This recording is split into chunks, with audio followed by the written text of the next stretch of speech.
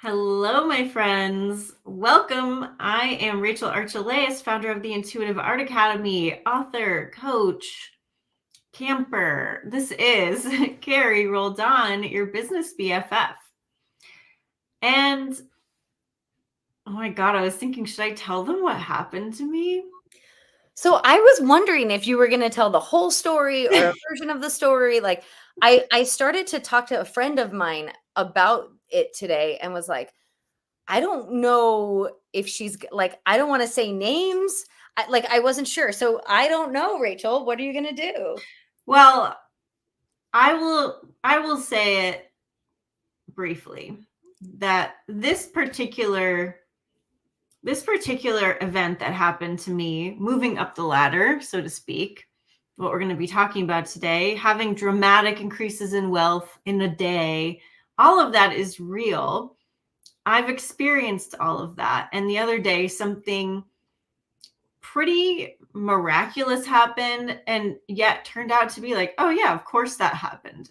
Like, our net worth increased a lot in a day, and it felt natural. It felt like, wow, that's incredible. Oh my goodness, I can't even believe it. But it also felt like, yeah, of course that happened. And I think that has been the story of my life. And I'm going to preface it by saying that when I was a little kid, I grew up middle class, like never went without food or clothes. I had a loving household, but a very, I think, kind of normal for a suburban house, right? I wasn't in any extreme. My parents had debt and everything, but we were just pretty happy, had everything we needed. But I couldn't have a lot of extra things. Like, it wasn't like we were going on vacations to Disneyland all the time or just buying whatever we wanted, right? It was within reason. But I knew that I would never need to worry about money. And I don't know where that came from. Maybe growing up in a safe home. Maybe that's all it took.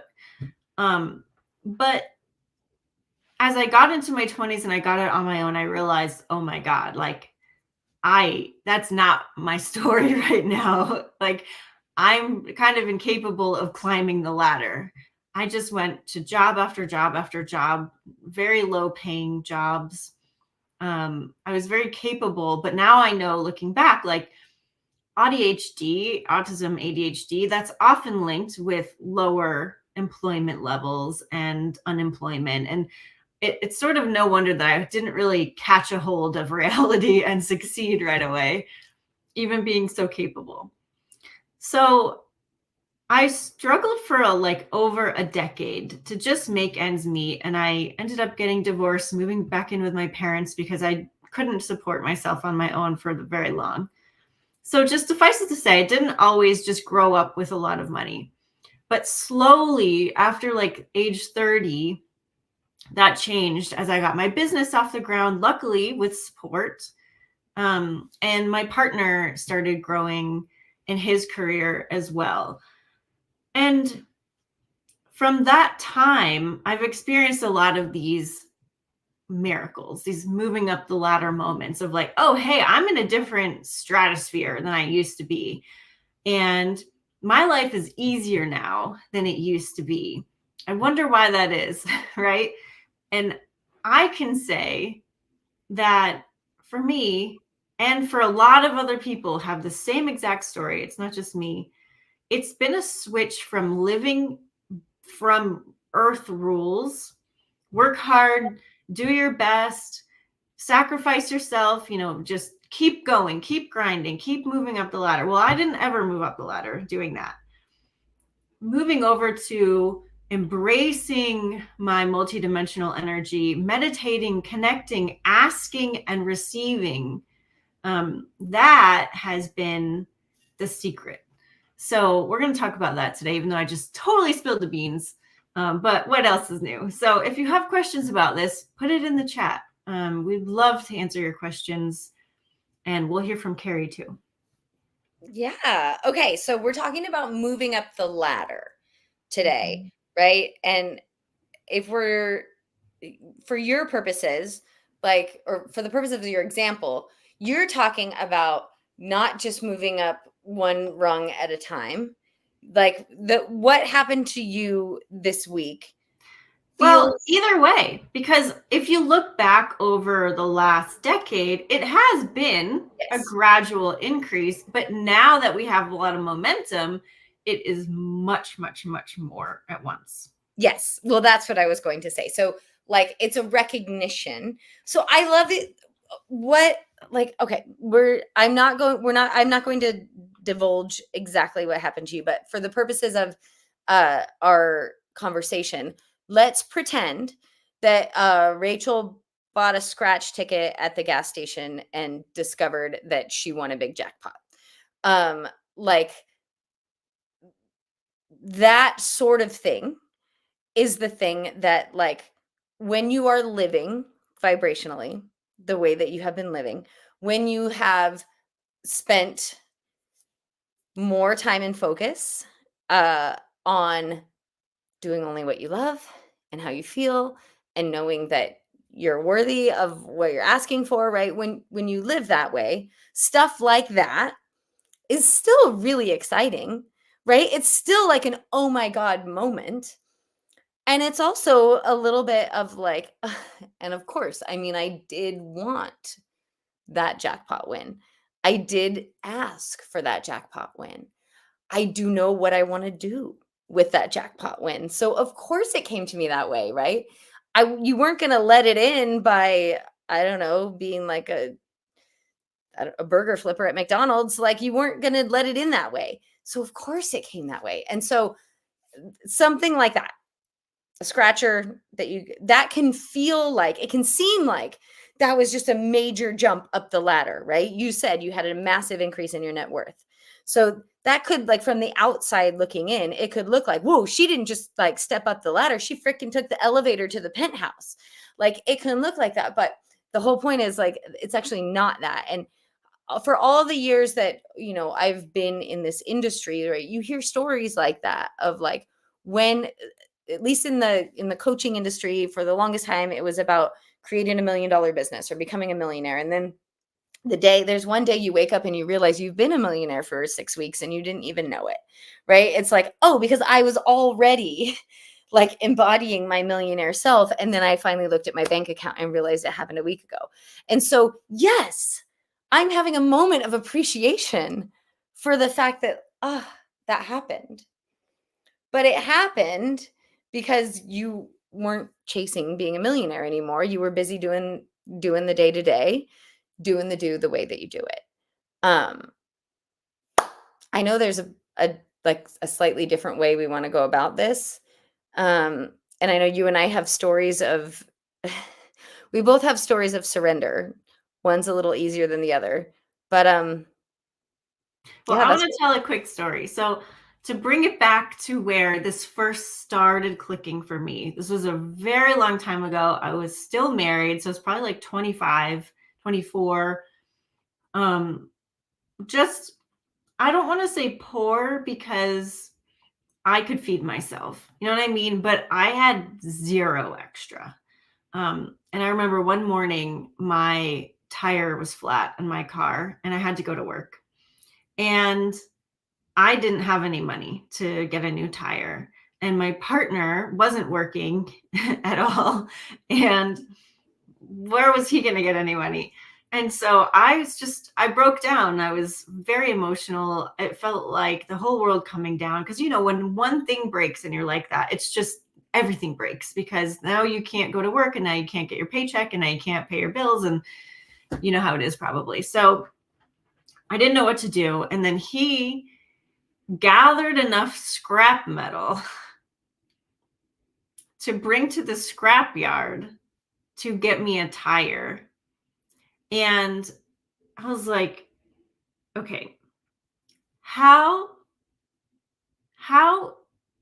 do we survive like this? Like, how do we when things keep happening like that, we'll have just enough, or we'll be able to create just enough, or we're scraping by. How are we not homeless? How are we able to feed ourselves? How are we able to keep going like we are? And I realized that every time a crisis happened, we would just scrape by. And I was like, this has to be proof that there's something bigger happening, right? That is when I was like, spirit guide, tell me what is up, what is going on here. And that's when I fully believed in the law of attraction and that we create our own reality. And like, there was no logical reason that every single time we needed money that we didn't have, just enough came in. And this story might not ring so true with you because, you know, you have your own life and your own experiences, but that was my moment of like, this is not anything but created, right? So that's really when I started committing to this whole like we create our own reality thing. But it took me a long time to see huge leaps. I'd say like 5 years, which I guess is not that long of a time. But it happened because I observed the pattern and I decided to look into it, to keep going. And I started listening to Michelle Miché's Awakenings podcast and just learning about this way of life, like you do with us. If you're listening to us, this is your Awakenings with Michelle Miché. And like just putting it in your head and repeating over and over to yourself that we create our own reality and we can surrender our resistance and experience big shifts like this. And when Carrie calls me and she's like, oh my God, I had a miracle happen today. I'm like, girl, that is not a miracle. That is life. You asked for that. It's given to you. Like, that's what I want for me. And that's what I want for you, because you can have what you ask for. You just have to retire all of the limiting beliefs you have. Well, not even all of them. Your higher self will give you a path of least resistance, but you got to make room for it to come in. Right. And so I've done a lot this year of just like surrendering a lot of what it means to be a productive person and what it means to take some time off and not make money for a while, or just like spend more time on school and not so much on a business. And also knowing like Carrie and I are about to launch something new and it can be more easy than we ever thought possible and still be successful. It's like rewriting your own rules and allowing for this kind of stuff to happen. It really works. You're muted. Okay, so let's talk about it. So one, when this scratcher ticket happened for you, that what immediately came to me was one, it was happened a day after Rachel told me, Carrie, it's not even a miracle what happened to you. It's the normal way. And so then this like big thing happens to Rachel. And I'm like, okay, not even a miracle, just the natural way. And I was thinking like Rachel has always said she knew she wouldn't have to worry about money. And here she is in a position, and you've known that for like, you've known that your whole life, right? You've been living it for a little while now, right? You've been like really allowing that more in for a little while. Like, I don't have to worry about money, which is a different vibrational state than I can't afford a tire and yet scrap metal saved the day, right? That's a different like baseline of everything always works out for me than like, I mean, both are true, right? But it's a different set point. So anyhow, I went to bed that night and I was like, she always said she would never have to worry about money. And like just more and more and more and more evidence of that is showing up in her life as she relaxes and remembers, like, I don't have to worry about money. It's okay for me not to freak out about money. I don't have to participate, right? Like in all of that, right? Which is surrendering her limiting beliefs about money and where it comes from and having to earn it and all of those things. There was a point about surrender. Well, I guess it is just this. So one, I just had like a full circle moment of like, Rachel has been telling me this for years, for 10 plus years. I always knew when I was a kid, I wouldn't have to worry about money, which makes me remember in myself, what did I always know about myself as a kid? Right. And what do I believe about that? Which is always like Jerry Hicks used to talk about the essence of that will come to you, right? If you let it. Whatever it is that you believed as a little kid, the essence of that will come to you when you let it. And so that got me really excited because I remember the things that I believed in, right? And it is like so much of your miracle is a reminder to me to like, let it be even easier. I am willing to surrender my struggle. I'm willing to surrender the baggage, and I'm willing to surrender my idea of how it has to be. So this idea of surrender actually came up on our coaching call. I lead a dream casting call inside of our coaching group. And in dream casting, I shared my story of surrender. And basically, like, I had a similar thing happen this week. It wasn't, I keep using my air quotes, it wasn't a lottery scratcher, but it was something that I had been told was impossible, right? So I had been told numerous times, this will be impossible. And I was like, girl, I'm possible. Like, watch me make it happen. So the miracles are going to unfold for me. The path will be laid out in front of me, and I'm just going to take the steps. And so I was taking the steps to make this impossible thing happen, but I was definitely trying to make an impossible thing happen. And I was like, I came at it with a good vibration, and but I had a belief that there were some sort of action that I could take that would make it happen, that I could talk to the right person that would hear me, that would make it happen. And I created a lot of stress for myself, a lot of angst for myself. I got eventually to the point where I am like crying on the telephone, like, damn it, I've done all the things to make it happen. And people are telling me this is impossible. It's not going to happen, Carrie. So I surrendered it. I cried. I let go of it. I let go of it, not because like I'm letting go and letting the universe take care of it. I let go of it because it was impossible, damn it. And I mean, within seconds of me letting go of it, I get a phone call and says, hey, that impossible thing, it just happened for you. Congratulations. And so it was a reminder to me, like, I could surrender. Surrender is always going to be, right? Like, it's always going to be the way, right? Putting down our baggage, putting down our have to, that's always going to be the way. But like, I could have let this come to me in a much easier way. I'm still happy that it came. And I do know that it came because I asked for it and I believed that it would. But it didn't come until after I got out of my own damn way. Exactly. Exactly. And that is to Guillaume's point, is that I did not make this money. I didn't make it. My partner didn't make this money.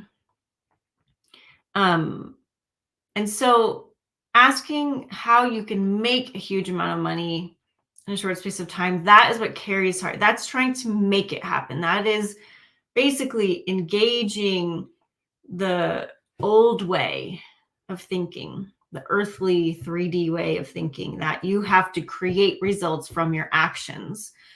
And that's a long, slow slog, right? Like, if we could all make tons of money easily the old way, we'd all be rich. That would be fantastic, by the way. I would love that. I would love that.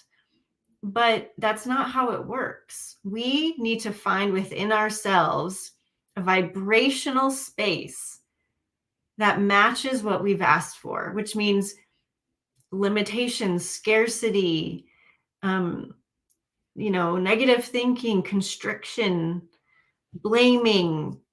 That all needs to part in order to allow what we want to come in, because we are magnets. If we can vibrationally match what we want, if we can just get out of our own way, which means surrender our old perspectives, then it can come in. Like, I didn't make a call. I didn't scratch anything off. I didn't try, other than asking. I asked. I wanted this to happen. but I didn't know it would happen through that avenue. I didn't know that avenue was possible. And yet there it was. And to be And clear, so, you're asking, you didn't call someone up and ask them for no, it. no, I was just curious and knowing, hey, I have more wanting than I have funds. And so obviously I need more money. I think we can all say we've all asked for more money. We've all asked for more money. And so we've all put that ask in. And so now is the process of how do we get out of our own way to let it materialize? How do we do that? Right? That's what we're talking about. So, Guillaume, how do we get out of our own way to let it materialize? And honestly, this is basically what the whole Busting Loose from the Money Game book is all about. It's about getting out of the way of our limiting beliefs and dissolving the cloud cover that is our limiting beliefs so that our higher self can deliver us what we're asking for. Because it's ready. Our higher self's handing our stuff down to us. It's got the delivery truck out on the road. We just need to give it the address to drop the stuff off, which means we need to be a magnet to what we want. We need to be a vibrational match, which means we need to be relaxed, content, feeling abundant if it's money, right? Feeling worthy of receiving it. Feeling like, yes, my life is going great. I love my life. This is a wonderful life. And luckily, we have the power of thought creation. We have the power of conjuring feelings within ourselves. And so even if we have to ignore a lot of stuff we don't want in our life, we can do that. And so that's where it takes practice and discipline even, right? Because we're so used to a negative momentum in certain ways that we need to stop that. So meditation, having a coach really, really, really helps. It helps reframe you. It helps remind you of what you want. It helps you to break that old momentum and create new momentum. It helps you level up because luckily your coach hopefully will have a vibration similar to where you want to be. And that way they can express it. They can help you. They can provide a bit of that vibration so that you can feel into it, right? I mean, they can't vibrate for you, but hopefully they're providing. Like, I wouldn't coach with someone who wasn't where I wanted to be because that just seems silly. So yeah, coaching goes a long way. Luckily, Carrie and I coach each other. And so if you would like to coach with us, just let us know. I was just saying that, like, so much of, hopefully everyone can like see and feel that in the way that we talk about things is like, yeah, having other people around you who see what you desire, feel and know that that exists for you already, and help you do exactly what you said, right? Put down whatever is in the way of you getting that, help you surrender whatever is stopping you from getting it. And it really helps if you are interested in living this way, that you work with someone who's already living this way, right? I would say it's essential. Yeah, there's so many coaches that are going to give you like their 10-step plan. It may or may not be helpful. I actually want to talk about that for a second though, because that is what has happened for me, not the 10-step plan, but that I think I shared this already, but like I went through a bit of a crisis. It was only a month ago. Like 1 month ago yesterday, I feel like my life sort of got like thrown up in the air, which is crazy to think. Now, to be fair, what happened a month ago yesterday, like the big upheaval in my life, had been building. It had been coming for a while, right? Like I knew things were vibrationally off. I was kind of trying to fix them, but I was also kind of trying to ignore them. Like, here's the point is that when there was this big upheaval, I realized like I got to double down. I got to cling to something. And in that moment, right, Rachel was saying like, just find what feels good. Do it. Like, I couldn't find what felt good. Yeah. Like, I needed practices. I needed something to go to. I needed anybody's 10-step plan to like sort of cling to. And I actually went back to some things that like I felt like were way in my past. I felt like I had kind of evolved beyond them. But they were very, very like physical, somatic practices that actually made a huge freaking difference, right? How did I know to go to them? I was aware enough to be like, okay, just pause, listen, trust, surrender, like, and just put one foot in front of the other, do what's in front of you. And these things would show up for me, right? Like these things that like some of them like were from my deep past, was from my work that I was doing on myself 10 years ago, came back. And I was like, okay, man, sure, I'll try it. And made a massive, massive difference in my life. So I don't actually know where I was going with that, except for to say like my surrender was actually just being like, I don't know how to do this. Well, it just goes to show that your higher self is you, and it's living at the solution level. And so if you can surrender your limitations and connect with your higher self, solutions will flow to you. And you don't need to go out the door or, track someone down. You don't need to write a letter and mail it and wait. Like, your higher self is in real time, waiting to talk to you, waiting to deliver to you. And so anytime you need something, whether it's money or a tool or whatever, love, your higher self is there for you. And all you need to do is step out of the way limitation wise, because the real you has everything that you want. And so we just need to remember that we are actualized. There is only one moment. There is only now. And if we can connect more with all of ourselves and forget that we are, so conditioned to believe that we're just one human being, singular, lonely in the world, having to make everything happen, then we're going to have a lot of an easier time. And I will say that a couple months ago, or maybe even just 2, I don't know, Intimate Alien told Carrie and I that we could make $1 million in a day. And I have to just say that she was right. And we had no idea how or why or what or but I'll just say that. So your higher self is right. Your higher self is right, and you don't have to have all the answers. In fact, it's way more fun if you don't.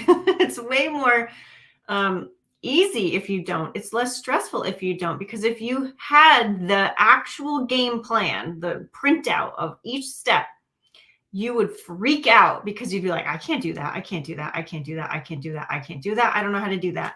And you would never go on that journey, right? Just like some of the hikes I do. If I knew all the moves I'd have to make up at the top of a ridge, climbing on stuff that is crazy, I wouldn't go, but I'd stumble into these things and luckily have the capability to keep going. So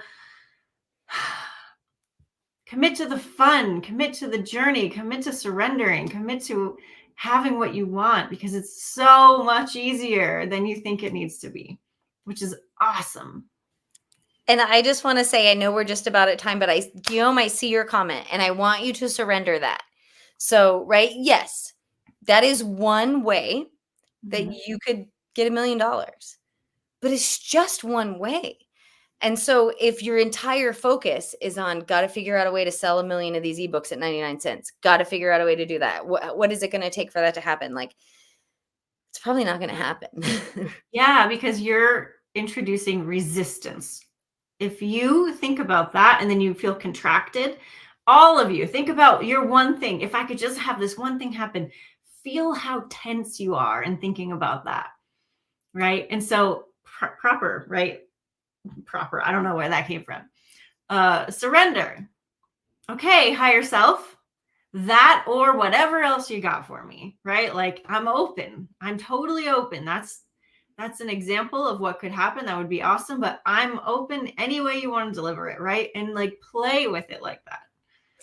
And I love the and, right? So here's Guillaume saying one of my ebooks becomes a movie. Absolutely. Yeah. That's one way. But I feel like you have two separate goals here, Guillaume. Your one goal is $1 million. That is representing financial abundance to you, right? Maybe 10 million would be better. Maybe 500,000 would be enough. I don't know. But the whole point is recognizing like, okay, one of the things that I'm asking for is a lot of money.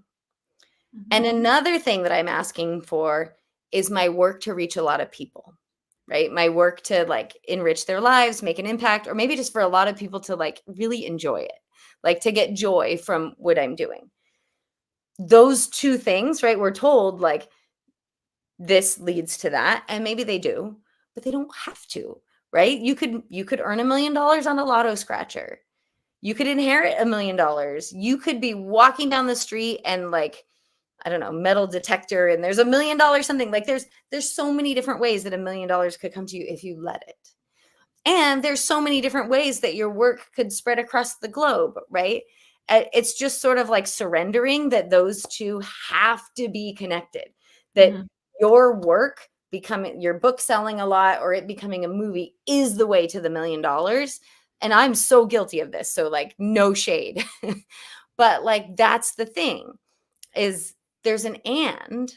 The and is you want $1 million and you want your work to like bring joy to a bunch of people. And the moral of the story is, how does it feel to have 1 million people read your book and to have $1 million? How does that feel? Feel that way all the time, or as often as you can. Okay. Well, I know we say the same thing all the time, which is feel how you want to feel, but that's really the truth. So if you want a more like 3D version of this, I guess he's not, I didn't mean that as a diss, but like a digestible way of understanding this that's a little bit more accessible than just what we say over and over again. Read Busting Loose from the Money Game, but please don't take to heart too much the chapter on that you're the only person that exists, because that always trips everybody up. So if you want to skip that chapter, go for it. Or if you just want to disagree with his idea there, go for it. But Busting Loose from the Money Game is a really good book on this topic. And he gives you a process in there for sort of taking your power back from your limitations, which a lot of people find really helpful. On this channel and on my Soulfullpreneur channel, we have interviews with the author and a discussion of the book. So if you want to look that up, you can do that too. All right. Well, everyone, thank you for being with us on this podcast. Something's happening in my brain today. Well, I think that probably came from me. So there you go. I love it. I'm channeling Carrie. It's great. So thank you for being here. We really do appreciate you. And if you have any comments or questions, leave them below. We'll talk to you next week. Bye, everybody. And reach out if you want coaching.